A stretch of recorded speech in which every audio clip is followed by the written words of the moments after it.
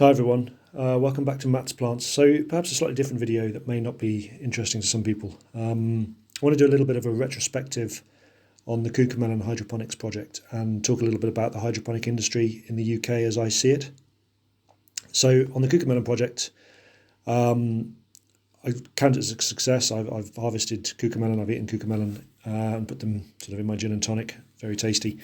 It was an awful lot of effort. The pollination of the flowers was a huge issue, sort of every morning having to go in, take the male flowers, pollinate the female flowers just in order to get fruit. Obviously outside that would be done by insects, bees. On the hydroponics itself, I mean, absolutely, I've played with hydroponics for a number of years. Okay, this was something different, but I've done, herbs, I've done chilies, I've done strawberries in the past, all of which have worked well. I use NFT, which I believe in the industry, which obviously is quite focused on the growing of legal or illegal, depending on where you are in the world, cannabis. NFT is seen as a bit old school. Personally, I much prefer NFT over deep water culture, which tends to be more common now, or dripper systems. I do have an autopot system, which is soil based, which I'm really interested in playing with, so that might be some future videos. But I think NFT works really, really well. If you can get everything dialed in. So I made sure there was enough nutrient, made sure the pH was correct. I was doing a water change every week, which is a bit more regularly than I've done it in the past, although they were much greedier plants than some of the ones I've grown in the past. The rate of growth was colossal, I think. I think that's really the key you take from NFT. Putting a constant stream of nutrient, and also because it's a film, it's very oxygen rich. The roots can exchange gas very easily over the roots. Very quick growing plants under a very good light, although it was not one of the more sort of brand named ones. So overall, very successful. I think the next grow I do, probably not for a little while, I'm going to have a bit of a break, will be like Italian peppers. So hot peppers don't really do it for me. I don't really eat a lot of hot food. And sweet peppers seem to be quite big. So these are somewhere in the middle there. They're sort of semi-sweet, but they're smaller and have a little bit of a kick to them. So I've got those ready to go. I'm going to do a few little experiments with some herbs and stuff as well, which might feature on the channel and probably my Instagram, which is Mats_plants_hydro. So talking about the hydro industry as I see it, so the hydroponic industry in the UK obviously is primarily focused on the growing of illegal cannabis. Now, I personally have no real issue with people who consume it or grow it. I don't believe prohibition works. I don't, obviously. But I find it's a little bit annoying. So the shops don't tend to be open very much at the weekend because they tend to focus on a market that is available during the week. And of course, I have a real job, so I'm not.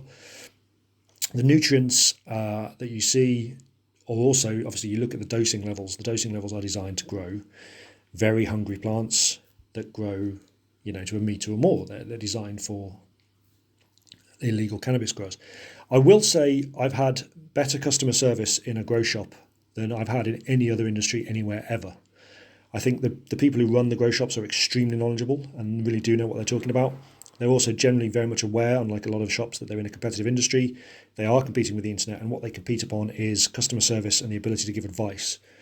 So the grow shops I've been to have all been absolutely fantastic.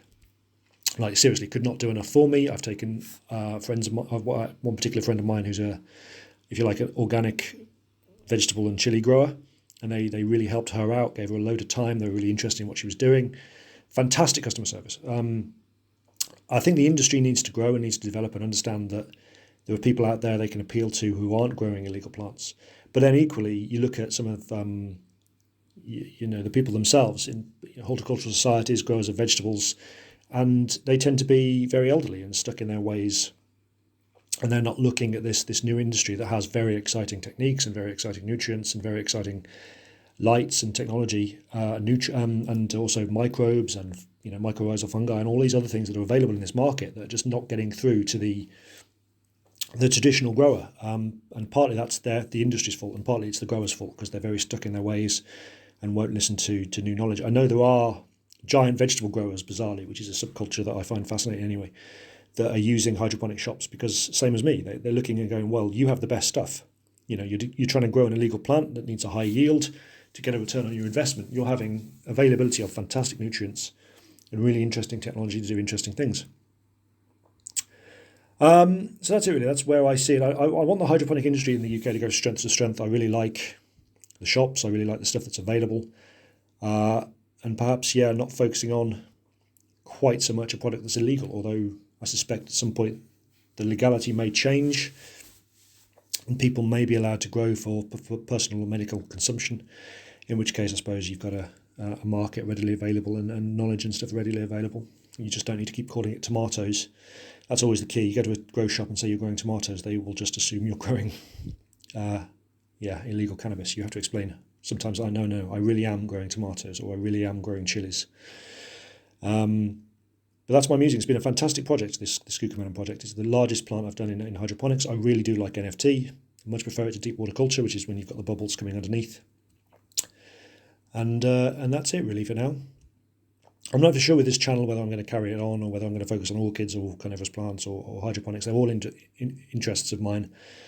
And I hope the people who have watched this series enjoyed it. And as I say, you might see another one focusing on autopot or different hydroponic methods interspersed with some orchid videos. Okay, everyone, thanks for watching. Take care.